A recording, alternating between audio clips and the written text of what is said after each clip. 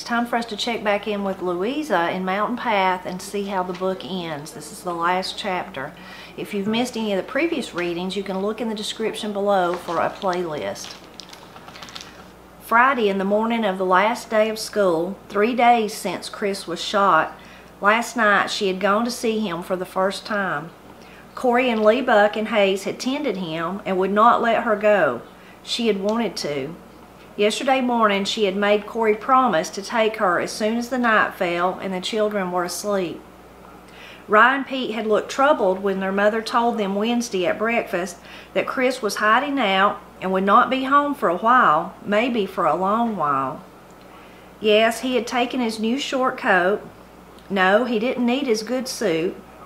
While the children were still sleeping, Corey, when they returned from the cave, had made a great fire in the fireplace and burned the coat and teacher's skirt and her own dress and later the other clothing Lee Buck and Hayes had got blood upon. Nothing had happened. No one had come to ask of the men. The weather had drifted from clear cold into rain, and few people were about. The night in the cave had scarcely touched Louisa. It was not a part of her life, but something belonging only to sleepless nights and moments of being alone and remembering. The men were not men to her, but a boot sole shining through the fog and wide, pale eyes in a dark, angry face. Her conscious thoughts were only for Chris and his wound. No visitors came the last day of school, and she was glad. If at times she forgot the children in troubling over Chris, they appeared not to notice. Now that she had seen him again, her imagination was stilled, and her hope had more to feed upon. Last night he had been cheerful, almost gay, and he was never one to be gay. His eyes were ringed with black, and his temples and cheeks pools of shadowed bone, but he would get well. Men shot in the lungs often got well, even without a doctor. He was young and wanted to live, so yes, he would be well again and walk the hill and watch the earth and sky and see leaves and snow drifting in the wind. His face as he watched would be different. Such things belonged to him now, only she would not be there to see. She would not think of that. In spite of the slow cold rain, the most of the children came for this the last day. Louisa had planned no closing day program, but distributed a treat of peppermint candy sticks and peanuts with which the children were pleased, for few of them had had peanuts before. Then, because there was nothing else to do, she dismissed early, about noon, and told the children the rest of the day was to be holiday. They did not go immediately away, but sat about the stove and crunched peanuts or licked the red from their peppermint candy. Louisa wished they would go. She wanted to get this goodbye that was not an au revoir finished with. The children understood, she thought. Rye must have told them. Last week they had talked much of their plans for the next school year, and of how teacher must go with them to all the places she had not visited this year. Now they said nothing of next year, but talked in low voices among themselves. They did not beg her to return, or speak of her going away. She did not feel grieved or slighted because they did not ask her back. She knew it was their pride, the hill pride that asked for nothing rather than a childish unconcern. She was glad when Rye begged for the story of the little elephant, and then she was sorry. She could not put her mind to the telling, nor draw her listeners into a spell of hearing.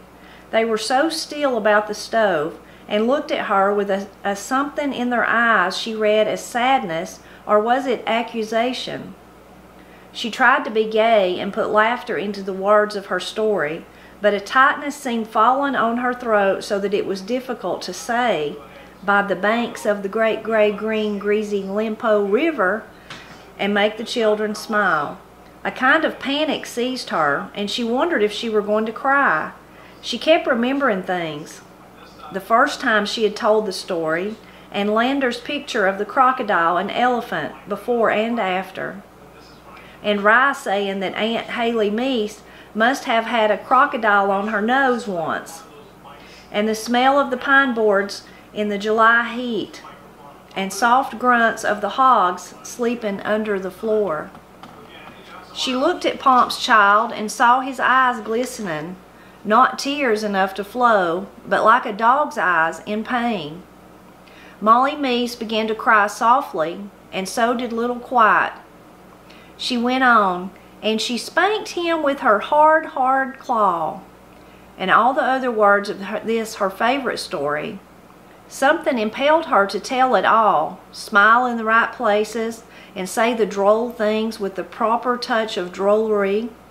All the time she knew her listeners did not hear, or rather they heard the words in her voice, but for once reality lay too heavy and too deep to be pierced by any story. She wished her mind would stop. How far they had walked this winter in the rain and snow with their leaky shoes and makeshift coats, and how they would go through the rainy afternoon up and down twisting, muddy roads and past to little leaky homes, poor like their coats, and once home they would lay their pencils and tablets away and set themselves to work that awaited each of them. They would set their faces toward trouble too. While they were here with her, she could shut the old hatreds and the old troubles away from them, just as she had closed her own mind to Chris and his pain and his black-ringed eyes. But he would get well. She looked at her children one by one and felt that she knew them as no other teacher could ever know them. Clyde Meese was sensitive and sullen and proud, poorly fed and overworked. He sat now and knew this to be his last day of school.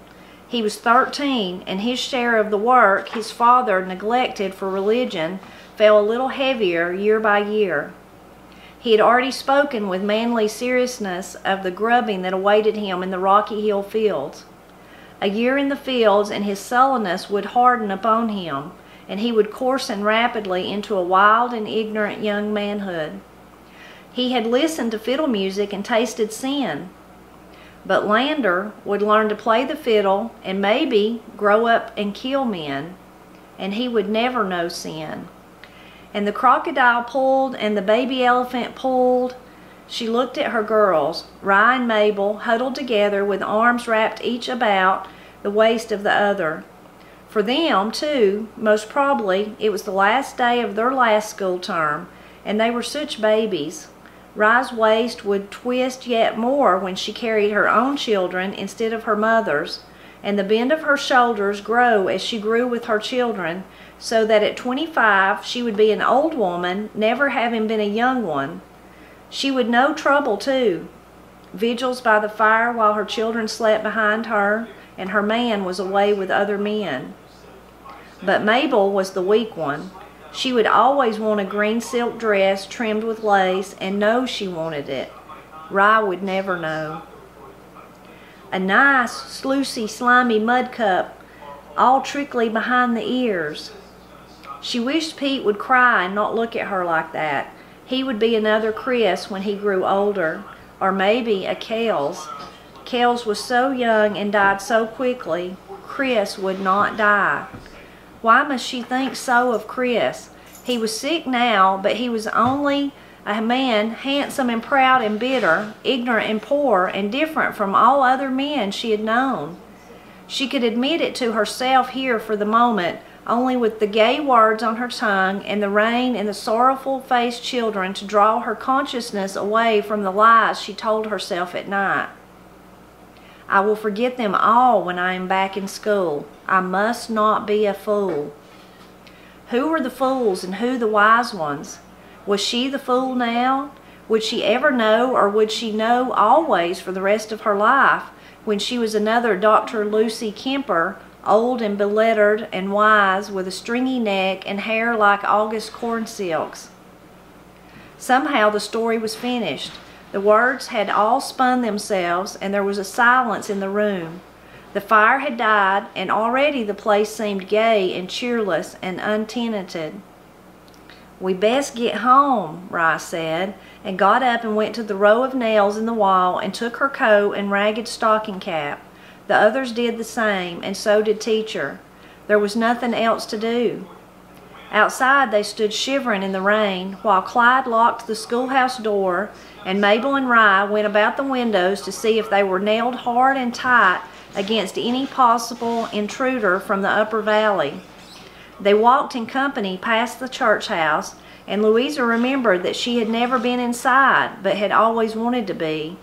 Son Barnett in the other end had the key, but because the building stood on Calhoun ground, the key was of no use to him, and no Calhoun could use a building opened by a Barnett key.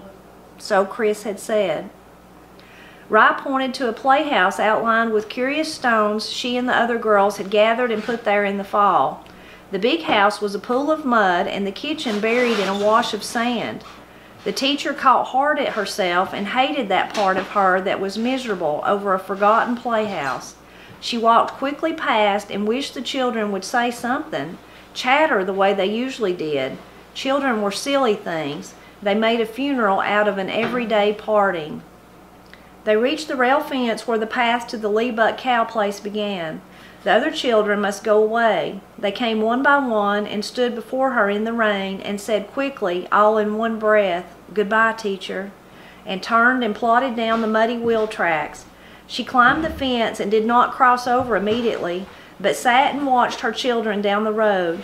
She wished one would turn and wave to her or call a gay and laughing thing, but they did not. The holes in Molly's stockings and the mail carrier's ragged jumper, much too big on his son, dimmed quickly in the rain, but she sat and watched until a bend in the road swallowed them. If it hurt like this to watch these children go from her, what would it be like to stand in the cave and say goodbye to Chris? She must have watched the empty road a long while, for Rye came to her and stood with her head against her knees, much like a faithful dog. "It's raining, teacher," she said, and looked up into the sky. "So it is," she said. "We best be getting on," the girl answered. "We've both got water in our eyes." She would not have that pain, needless pain. What was her life but a thing to be given away, not hoarded for a mythical success? She climbed over the fence and stood a moment, looking down the rows of withered corn stalks and up again to the cow house and barns. It would be a pretty place when the apple trees bloomed in the spring, and the wild iris along the road stood pale purple among the gray stones. There would be arbutus soon. Only last week Chris had said so. He had shown her the buds swelling under the snow and dead leaves. Later, the ivy and laurel and wahoo were pretty too. He had told her about the wild honeysuckle and the wild pansies and the lady slippers that grew by the river. She would like to walk with him and Corey and the children and gather lady slippers. Wouldn't that be better? Living here? She could give herself to such a life. Her body would live at least. There would be no hunger here, no time for it, nor wondering, nor watching and fearing herself. She walked down the corn rows quickly through the rain. She would be a woman and bear children and learn the things that Corey knew. She was running now, building years of a life into each step. The dead men made Chris free. She would live in a log house and teach school when she was able and have lots of flowers, poppies and hollyhocks and zinnias.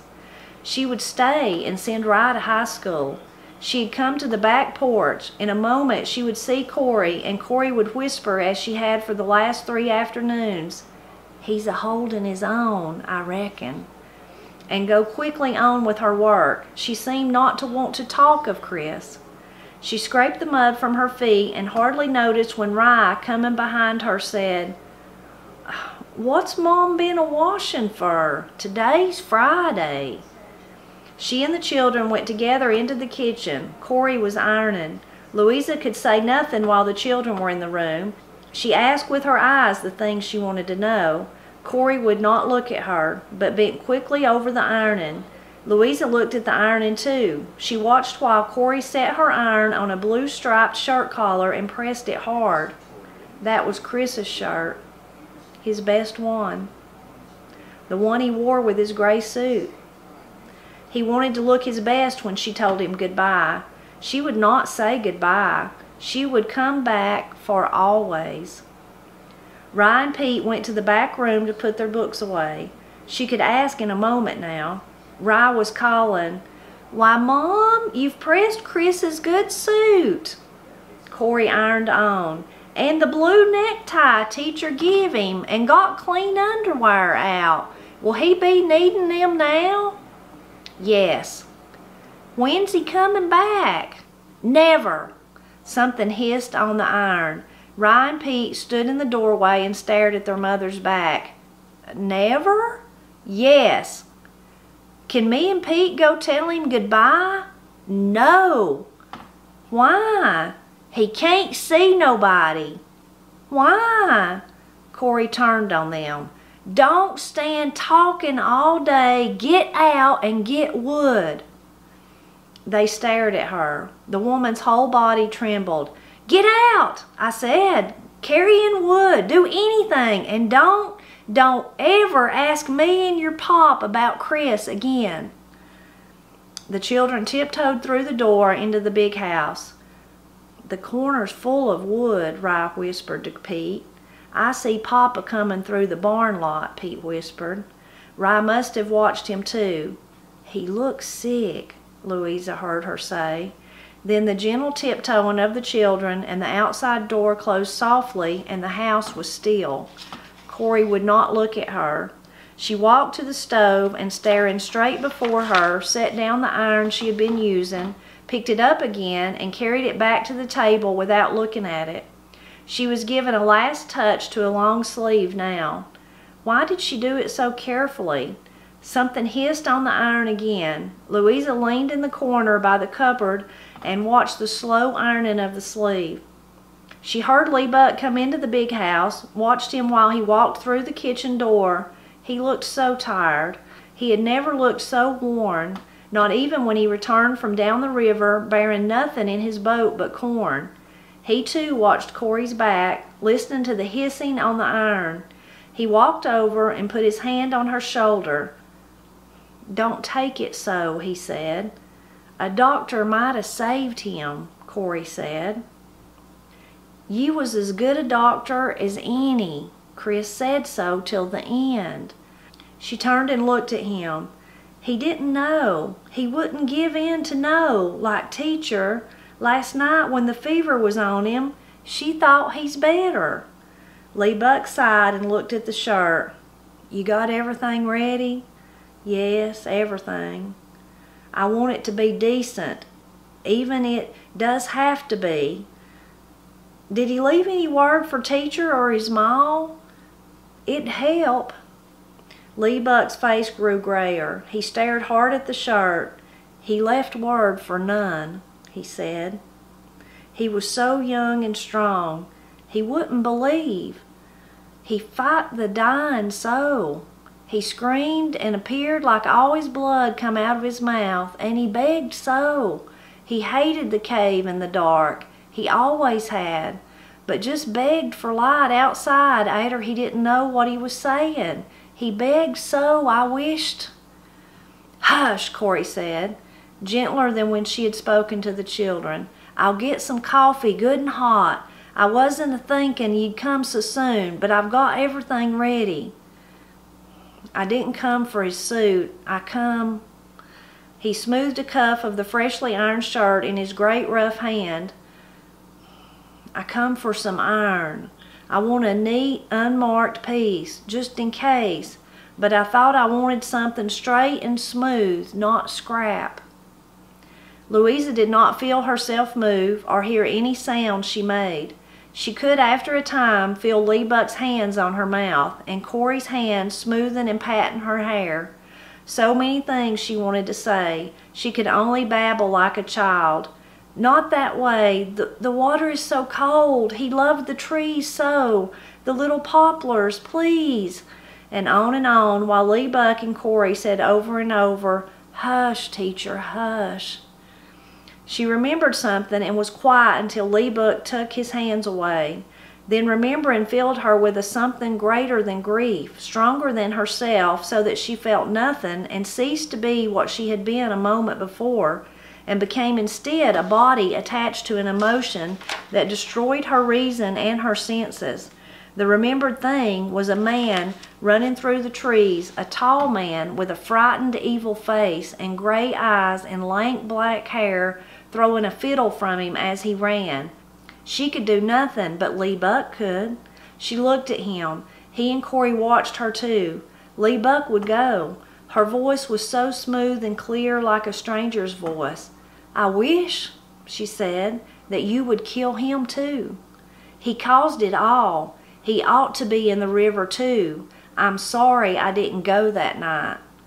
Corey looked at her and knew. Lee Buck did not understand. Not yet. She must tell it all, make it very clear. Joe Golston, his name was, no Joe Barnett, the other was the Golston. The woman had said, Corey's hand closed on her arm. "Get out," she said. She had talked like that to the children. She pulled her to the door. "Get out," she said again. "Walking'll help." She tried to wrench her arm away. "I won't walk until Lee Buck goes up there and—" Corey would not let her talk, would not let Lee Buck listen. "Our talking was too much," she said. "I didn't know she was in the house," Lee Buck said to Corey, as if the thing between them were not a woman but a sick child. She must make Lee Buck understand. He must know about the men and the Golston woman and the fiddle. "He had black hair," she began again. "His name is—" She rubbed a hand across her eye. She couldn't think. "She means that Daughtry," Corey whispered. She hated Corey. Corey knew she didn't mean the blue-eyed man in the cave. He was in the river. The river held 2 men. Soon there would be 3. What was she trying to do? She found Corey's eyes and ceased to struggle against her hand. Corey's eyes had never looked at her like that. Helpless eyes, full of crying and begging and sorrow. Chris had begged too. "I think I'll go walk," she said. She walked a long while. Sometimes mud sucked at her shoes, and again her feet touched snow, deep and rain-soaked under the pine trees. The fingers of the little trees and the laurel leaves twitched at her hair and stood in the way of her face as if they would have her stay, but she went on. The great trees cried in a rising wind, and somewhere over the hill Cumberland roared and fretted against the rocks in Gilson Shoals. But the sound did not trouble her, nor the gray winter's dusk falling into the valley and hiding the rocks and earth she walked over. She was somewhere on a hill above the schoolhouse. The river was there behind her. It was so cold, yellow water against white snow. She hated it and turned away. She saw lights in the valley. The lights belonged to houses, not to the houses that she knew. She looked at the lights a long time. While she looked, she felt what her children had felt when they too had looked at the houses one morning in the fall. Somewhere, someone was calling her. It must be Corey. She wanted her to come home. It was dark now. Lee Buck would be gone. Corey came down the spring path to meet her. She led her into the big house and set her in the chair with the sheepskin. Louisa felt the cold now. She spread her hands to the fire and looked at them as if seeing them for the first time. They were empty. That was as it should be. She stared at her hands, first the palms and then the backs. It seemed to her that they should be old and withered and dry, twisted and ugly as the Golston woman's, but the fingers were pale and smooth with a faint callus on one. It had not gone away. It would never go away now. She would spend the next few years of her life in making it bigger, pencils and pen and test tubes, her finger and a little of her brain. The rest of her would die. It was dead already. Why couldn't she cry? Pete cried, sat on the floor and leaned his head against the woodpile and cried and cried. He froze to death. Zoli froze to death down by the pen. He waited and didn't know. Mom, why couldn't Chris have took him? He didn't know. Pete sobbed on and on, but she couldn't cry. She didn't want to cry. She would forget them all. Dog's eyes, trumpet vine, poplar leaves, and woe, woe over the hearthstones. Well, a very dramatic ending, not the one that we wanted. First of the chapter made it seem like that Chris was going to make it, which by the time you get to the end of the chapter, you realize that was probably just Louisa's wishful thinking. She was telling herself, he has to live, he has to live, he has to live. And then the very moving part of after school was over and she was watching the other kids go on down the road, and how she decided in her mind that I'll stay. I don't have to leave. I can stay and I can be the teacher and I can marry Chris and I can have my own house, and Corey will show me what to do and show me how to garden and show me how to take care of the kids and teach me all she knows. I can stay and it'll be wonderful. I don't have to leave. And then only to find out that Chris passed away, that he died.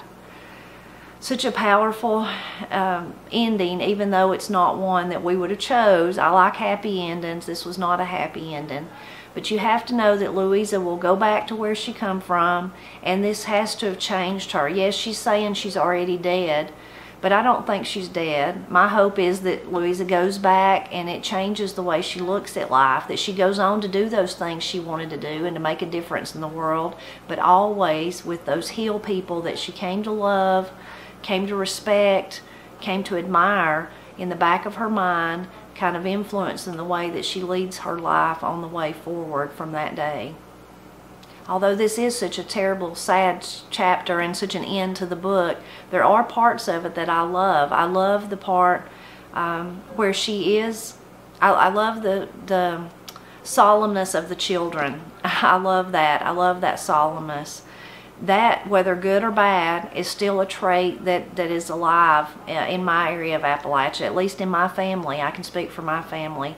To have that outlook on life, that pride, whether you, it's not pride as in, it's a difficult thing sometimes to explain, but it's not pride as in I'm proud of who I am and I'm better than everybody else. It's kind of like I'll make do on my own, and that kind of pride. I can make do and I don't need your help. If you don't want to offer me your help, I don't, even if you do offer it, I may not take it, but I'm sure not going to ask for it. That kind of pride I can see in those children's faces. I mean, and you could see the way the author describes their faces and their attitude and the things they say, that they weren't about to beg Louisa to stay, even though they wanted to beg Louisa to stay. They were hoping she would. So I really like that part. I love the part when she's, sitting on the fence watching them leave, and she looks back at the Lebuck cow house and thinks, she can see down through the cornfield and up to the house and the orchard, and how beautiful it'll be when spring arrives. That hope, kind of that hope of things to come. And I really love the part that when she's describing the things that won't leave her mind, that little series of different things, and then also at the end, the things that she says she'll forget, but she won't. We know she won't. But the things that she names, all of those pieces of the Appalachian landscape. It's a funny thing about the sense of place in Appalachia. It's I've got videos where I talk about it, so I don't need to go into all of it, but it's a couple of different things. Part of it is the people. They're your people, and Appalachian culture is really a familial type of culture, so that each family kind of ties together, whether they're living in the same holler, like Lee Buck's family and the other Mises, or the Mises and the Calhouns there, or the ones in the other end. They're still tied together, even though they're kind of in that battle between each other. So it's kind of that, there's that part, the sense of place, because how would you move to somewhere else where you didn't know who the people were? So you know all the people. But it's also the actual landscape of Appalachia, and you can kind of see that in the list of things. Like that last thing, she says she would forget them all: the dog's eyes, trumpet vine, poplar leaves. So even then she's naming tangible landscape things like the poplar leaves and the trumpet vine.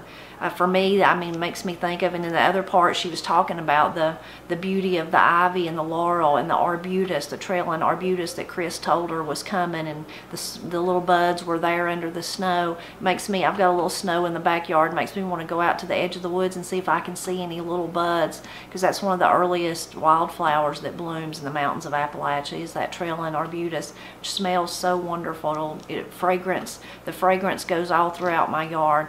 But all those little pieces, I really love that's what stole not just the people, actually just exactly what I said about the sense of place. I like it when that happens. The people, they become part of Louisa in her heart, and she'll never forget them. She was not going to leave them.